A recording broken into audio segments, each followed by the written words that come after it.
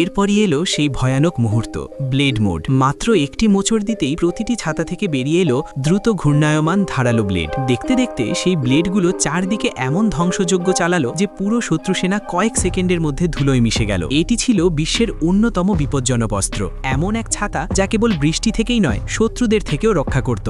নেতা ধীরে ধীরে তার ছাতাটি খুললেন, কিন্তু এটি কোনো সাধারণ ছাতা ছিল না। এর ধারালো ব্লেডগুলো এতটাই তীক্ষ্ণ ছিল যে এক আঘাতেই শত্রুর মৃত্যু নিশ্চিত। তার দেখা দেখি বাকি সৈন্যরাও তাদের ছাতা অস্ত্র তৈরি করে রণক্ষেত্রে নামতে শুরু করলো। সব যোদ্ধা তাদের ছাতার উপর শুয়ে পড়ল এবং অন্য একটি ছাতাকে ঢাল হিসাবে ব্যবহার করে নিজেদের সুরক্ষিত করল। এরপর বাকি সৈন্যরা একটি লম্বা দড়ি ধরে সজোরে টান দিল এবং সেটি ছেড়ে দেওয়া মাত্রই সব যোদ্ধা চাকার মতো ঘুরতে ঘুরতে পাহাড়ের ওপর থেকে সরাসরি শত্রুপক্ষের দিকে গড়িয়ে পড়তে লাগলো। শত্রুরা তাদের আসতে দেখেই তীর ছুঁড়তে শুরু করলো, কিন্তু সেই তীরগুলো এই ঘূর্ণায়মান সৈন্যদের গায়ে পৌঁছতেই পারল না, কারণ প্রত্যেকের মাথার উপর একটি মজবুত ছাতার ঢাল ছিল। অন্যদিকে এই ঘূর্ণায়মান যোদ্ধারা তাদের ছাতা দিয়ে আক্রমণ চালিয়ে অনেক শত্রুকে মুহূর্তের মধ্যে শেষ করে দিল। তারা সেই দেওয়ালটিও ভেঙে ফেলল যা এর আগে কেউ পার করতে পারেনি। কিন্তু যখনই তারা শহরে প্রবেশ করলো, দেখল এক বিশাল সেনাবাহিনী আগে থেকেই তাদের অপেক্ষায় ওত পেতে বসে আছে। এখন সংখ্যায় কম হওয়া সত্ত্বেও সেই বীরেরা পুনরায় তাদের ছাতা অস্ত্রগুলো বাতাসে তুলল এবং সেগুলোকে দ্রুত ঘোরাতে শুরু করলো। এরপরই এলো সেই ভয়ানক মুহূর্ত,